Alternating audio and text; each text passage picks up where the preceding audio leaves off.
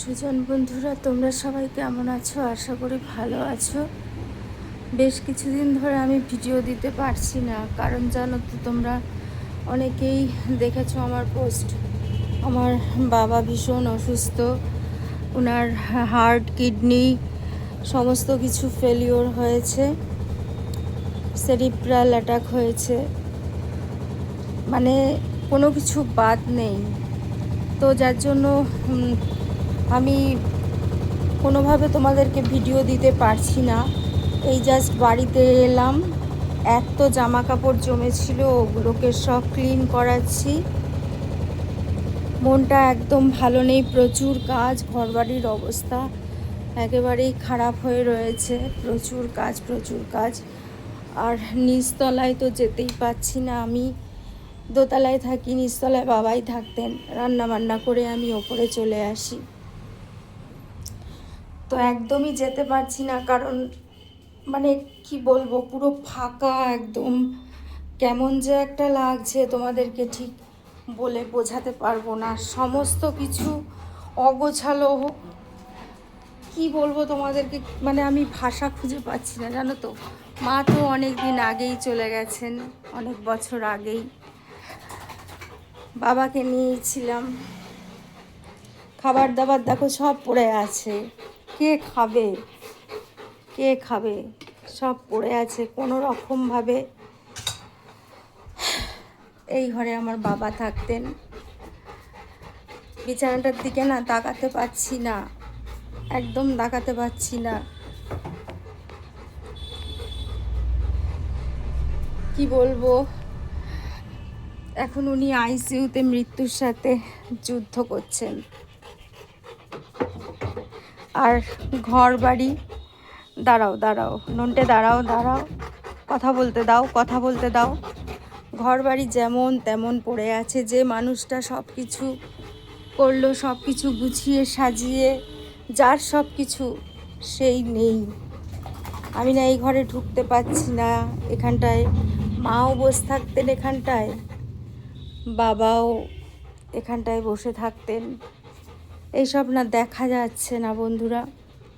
আমি যার জন্য কোনো ভিডিও কিছু দিচ্ছি না, কিচ্ছু ভালো লাগছে না, মনটা খুব খারাপ। আমি একটু আগে হসপিটাল থেকে বাড়ি এলাম,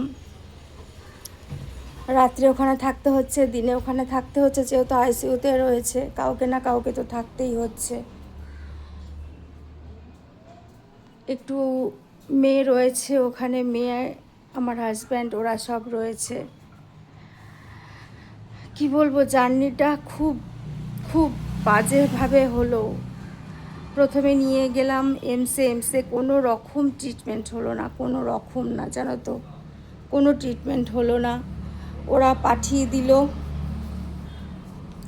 পাঠিয়ে দেওয়ার পরে তারপরে আমরা নৈহাটি হসপিটালে নিয়ে গিয়েছি, ওখান থেকে ট্রান্সফার করে দিল। ওখান থেকে ট্রান্সফার করে দেওয়ার পরে জওহরলালে নর্মাল বেডে রেখে দিয়েছিল। তারপরে আইসিইউতে অনেক কষ্টে আইসিইউ বেড পাওয়া গেছে, তোমরা জানো সেইভাবে আইসিইউতে কিন্তু বেড পাওয়া যায় না। যাই হোক, সেই কথাগুলো নাই বললাম।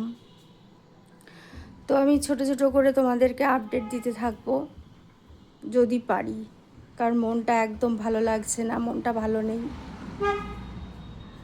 ভীষণ কষ্ট হচ্ছে। পুরো বাড়ি না দেখো খা করছে, একদম পুরো বাড়ি তোমাদেরকে পুরোটাই দেখো দেখিয়ে দিলাম আমি আজকে। কোনোদিন এইভাবে আমি কিন্তু দেখাই না তোমাদেরকে। থাকতে পারছি না আমি বাড়িতে একদম থাকতে পারছি না। সমস্ত কিছু অগোছালো, ওলটপালট হয়ে রয়েছে, একটা জনপ্রাণী নেই বাড়িতে, একটা জনপ্রাণী নেই, আমি আর নন্টে ছাড়া একটা জনপ্রাণী নেই। একেও ঠিকঠাকভাবে কিছু করতে পারছি না, দেখো চোখ মুখের অবস্থা কেমন হয়ে রয়েছে। ও কাঁদছে, বারবার দাদুর ঘরে যাচ্ছে, গিয়ে খুঁজছে দাদুকে, খুব কাঁদছে। এরা তো সব কিছুই বোঝে না, এরা সবার আগে সব কিছু বোঝে। দাদু ওকে বিস্কুট খাইয়ে দিত, ওর লেজুতে আদর করে দিত। ও খুব খুঁজছে, ভীষণ খুঁজছে। তুমি দাদুকে খুঁজছো বাবু? দাদু কোথায় গেছে, কোথায় গেছে সোনা? হ্যাঁ হ্যাঁ, কোথায় গেছে, কোথায় গেছে, কোথায় গেছে দাদু, কোথায় গেছে? হ্যাঁ হ্যাঁ আসবে, ঠাকুরকে বলো দাদুর জন্য চলে আসে। কেমন থাকে না থাকে তোমাদেরকে জানাবো। এখনও সেভাবে কোনো সেন্স নেই, কিছু নেই, কোমায় পুরো রয়েছে। একটা সাইড তো পড়ে গেছে, একটা পোর্শন পড়ে গেছে, জিপটি উল্টে গেছে। ওখানে ভেতরে তো কোনো ছবি ভিডিও কিছু তুলতে দেয় না, যার জন্য আমি কিছু তুলতে পারিনি। তবে বেডে একটা ছোট্ট করে 8 সেকেন্ডের ভিডিও তুলেছিলাম, যদি পারি তোমাদেরকে ওইটা পরে শেয়ার করব। এখন আমি রাখছি, কেমন বন্ধুরা?